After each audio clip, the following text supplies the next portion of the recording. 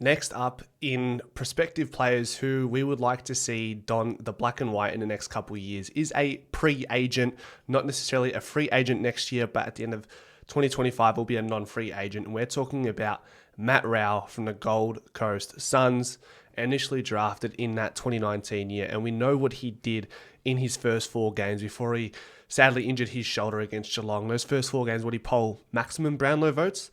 I don't think that's ever been done before by a first-year player, and was really set to take the league by storm. Sort of warmed up to it as he got back from injury, and now is an elite contested ball in the midfield. The best of the best behind only the greats of the game right now, and we'll get into that. I've got a nice little stat visual that we can break down and reflect upon. But still relatively young. If he was drafted in 2019, in 2020 he would have been 19. He'd be around the 24, 25 mark, maybe 26 by the time Collingwood would get their hands on someone like Matt Rowell. But we know he played at Oakley Chargers with Nick Dacos, so could Nick Dacos pull a few strings once again and lure a really delicious prospect here to come to Collingwood and really balance out our midfield? And we can talk about that more as well. What's available at Gold Coast right now is important, because they're going to fight to the death to keep this man on their list. But he's going to be one of the hottest players going into pre-agency next year, and I'll explain why. But right now they have Noah Anderson, Took Miller, Lombard has just come in, but he'll take some time to warm up, but will probably be a shoe-in, but won't be a replacement for Matt Rowell immediately. Alex Davies, and then they've got a few players in the forward line and the back line that could also roll through the middle as they progress in their career. But I said pre-agency, so what I mean, Matt Rowell by the end of next year would have represented the club for 6 years. So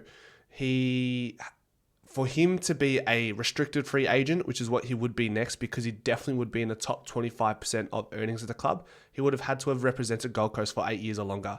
Anything before that, you're considered a non-free agent, which essentially means you will have to trade no matter what happens when it comes to the point of next year. So he is out of contract. Let me just check this. Let me double check. So he is out of contract at the end of next year and will, like I said, force a trade. And it's a bit of a precarious position for Gold Coast, because if two teams can't come to an agreement and Matt Rowell stipulates that or requests to go to a club. With Dan Houston, it was a bit different. He had a few years left on his contract at Port, so couldn't really request to go to another club.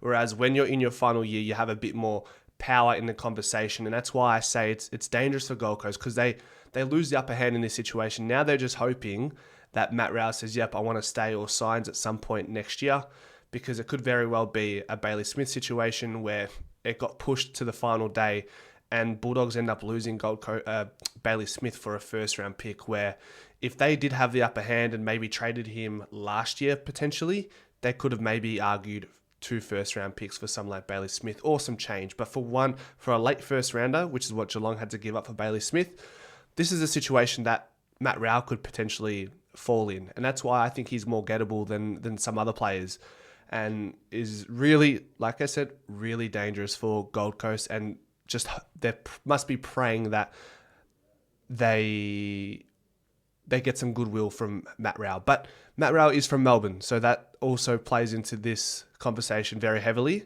and will be factored in at some point next year. And I'm sure murmurs are going to get louder and louder around Matt Rowell coming back home. So if Matt Rowell knows what's good for him, or if he knows he wants to stay, you'd expect him to sign quite early. Maybe he's in a similar position with Luke Davies-Uniacke, where he wants to see Gold Coast take the next step next year. They've gotten the players. They've got Dan Rioli. They've got Noble. They've drafted well. They've groomed their youth. They should be ready to go next year. So I'm sure those are some of the variables that will need to be considered before Matt Rowell makes any final decision. So if we just have a look at some of the stats here, we've got Matt Rowell in good company with the contested possessions, sitting at 14 contested possessions per game, next to the great Patrick Cripps, who we know broke the Brownlow record. So great company there. And his contested possession rate is the highest in the league. So 60% of his possessions are contested. You can take that with a grain of salt and look at that as a negative. You'd like to see Matt Rowell develop more of an outside game. But if you want to fix one problem or one problem only, and that's your contested game, Matt Rowell is the perfect fit. He's right up there in the top 5, ranking 5th behind number 1, Elliot Yeo. post-clearance contested possession, so he does a lot of his work outside of the post-contest, post-clearance, ground ball gets as well. He's the number one man in the league. Really good from gathering the ball from hit out, similar to Nick Dacos. So I think Cripps is number one, Dacos is number two. So imagine if you get someone like Matt Rowell in the same midfield room with Nick Dacos and Matt Rowell together in the same team. It's just danger to me. Number one in crumbing possession, so really good below the knees. And he's not scared to put his head where others won't. That's one thing I've noticed with Matt Rowell. He's scary dumb when he's on the field, the way he puts his body on the line.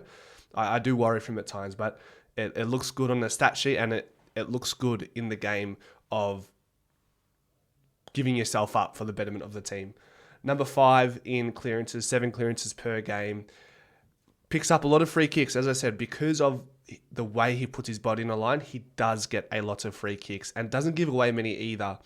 This one says freeze differential between for and against. He's number 4. Number 1 is James Peatling. And then an absolute tackling machine. So you could probably compare him to a prime Tom Mitchell to a certain extent. So we've talked about, or we mentioned or hinted that we're going to talk about what do the Pies have. We've got Tom Mitchell, who would be a younger Matt Rowell.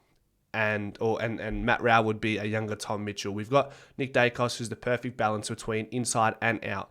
We've got the Goey. He's a great midfielder, but his contested possessions and clearance game isn't massive relative to the upper echelons of the midfield when it comes to these specific stats. And then Pendlebury, inside and out, averages 10 contested possessions in his peak, but not quite to 14 per game.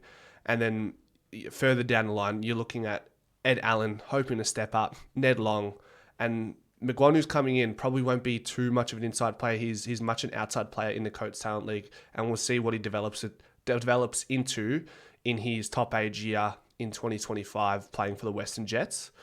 As we continue with the stats, we've got score launches, ranked number 3. Number 1 is Nick Dacos. Pressure acts, great, obviously, on pressure. Tom Mitchell is someone who ranks quite highly in that as well. And Matt Rowell likes to get behind the ball. 13.87 pressure acts in the defensive half, number 1 in the league. So where Collingwood have lacked defensively in the midfield, Matt Rowell makes up for that in every way. So if you talk about the best fitting player in it, or to be injected into our team, it would be Matt Rowell 100%. And the cost, who knows, with all the variables at play, does Matt Rowell play hardball and firms that he wants to go to Collingwood, nominates us, and Gold Coast have to facilitate that? Or do Gold Coast shop him and convince the party to go to another club who could potentially offer 3 first-round picks? This is someone who's in the perfect age bracket where the right club will come to the party and say, yeah, we'll give you 3 first-round picks with this new rule. We'll give up 2025, 2026, 2027, because this guy is good for another 10 years if he can stay on the field. But I think with Collingwood, would it be wise to give up 3 first-round picks for someone like him, or go for an LDU who you could probably maybe get away with 2 first-round picks, or someone else, maybe? Let's see how big of a year Matt Rowell has. But yeah, I think that it's hard. It's hard to put a value on players because, as I mentioned, Bailey Smith to me was 2 first-round picks. Dan Houston to me was probably 2 first-round picks as a 2-time All-Australian. But look what they end up going for. It's not all sunshine and lollipops for the party who owns the player. And with Matt Rowell out of contract, if they don't come to an agreement, he could go into the national draft and get picked up there, run the risk that he gets picked up from another club, but he can threaten them to make sure that Gold Coast, hey, if we don't come to an agreement, I'll walk for nothing, you'll lose, and I'll potentially get to the club that I want to in the draft or the rookie draft or the preseason draft or whatever it may be. There are loopholes to make sure you get to the club you want. We've seen Luke Ball early days with this happening, coming from St Kilda to Collingwood. St Kilda lose him for nothing, and Collingwood gain everything and get him for a pick in the 20s without having to give that up to a rival competitor in St Kilda. So that is Matt Rowell. I think he has the perfect profile for Collingwood. If you could get his hands on him, if Collingwood can get his hands, if Collingwood can get their hands on him, I think we'll be laughing to the bank with this man for the next 10 years. Let me know what you guys think in the comment section. Go Pies.